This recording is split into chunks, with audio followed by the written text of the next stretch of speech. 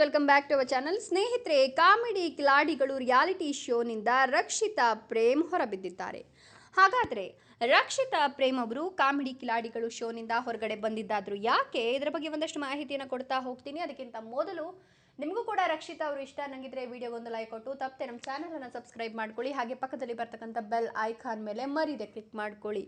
ಹೌದು, ಕಾಮಿಡಿ ಕಿಲಾಡಿಗಳು ಸೀಸನ್ 5ರಲ್ಲಿ 2 ವಿಶೇಷಗಳನ್ನು ಇದೀಗ ಪ್ರೇಕ್ಷಕರು ಕಾಣಬಹುದು ಅಂತ ಹೇಳಿದ್ರೆ ತಪ್ಪಾಗಲಿಕ್ಕಿಲ್ಲ. ರಕ್ಷಿತಾ ಪ್ರೇಮ್ ಇಷ್ಟು ಸೀಸನ್ಗಳಿಂದ ಜಡ್ಜ್ ಆಗಿದ್ರು, ಆದರೆ ಈಗ ಈ ಶೋನಿಂದ ಅವರು ಹೊರಗಡೆ ಬಂದಿದ್ದಾರೆ. ರಕ್ಷಿತಾ ಪ್ರೇಮ್ ಅವರ ಬದಲಿಗೆ ನಟಿ ತಾರಾ ಈ ಶೋಗೆ ಆಗಮಿಸಿದ್ದಾರೆ.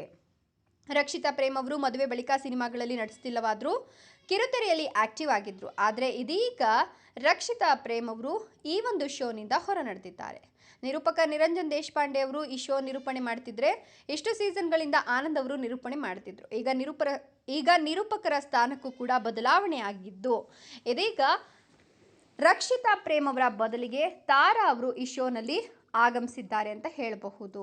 ನಾವು ನಮ್ಮವರು ಶೋನಲ್ಲಿ ಕೂಡ ನಟಿ ತಾರಾ ಅವರು ಜಡ್ಜ್ ಆಗಿ ಭಾಗವಹಿಸಿದ್ರು. ಇದೀಗ ಈ ಶೋನಲ್ಲಿ ತಾರಾ ಅವರು ಕಾಣಿಸ್ಕೊಳ್ತಿದ್ದು, ರಕ್ಷಿತಾ ಪ್ರೇಮ್ ಅವರು ಈ ಶೋನಿಂದ ಹೊರಗಡೆ ಬಂದಿರೋದು ಎಲ್ಲರಲ್ಲೂ ಕೂಡ ಅಚ್ಚರಿ ಮೂಡಿಸಿದೆ.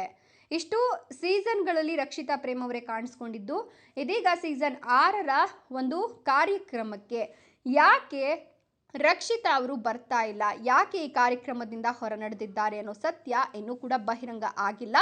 ಆದರೆ ಅವರ ನಿರ್ಧಾರಕ್ಕೆ ಕಾರಣ ಏನು ಅನ್ನೋದು ಇನ್ನು ಮುಂದಷ್ಟೇ ರಿವೀಲ್ ಆಗಬೇಕಿದೆ. ಇದರ ಬಗ್ಗೆ ನಿಮ್ಮ ಅನಿಸಿಕೆ ಅಭಿಪ್ರಾಯಗಳನ್ನು ಕಮೆಂಟ್ ಮಾಡಿ. ವಿಡಿಯೋ ಇಷ್ಟ ಆದರೆ ಲೈಕ್ ಕೊಟ್ಟು ಶೇರ್ ಮಾಡಿ. ತಪ್ಪದೆ ನಮ್ಮ ಚಾನಲನ್ನು ಸಬ್ಸ್ಕ್ರೈಬ್ ಮಾಡ್ಕೊಳ್ಳಿ. ಧನ್ಯವಾದಗಳು.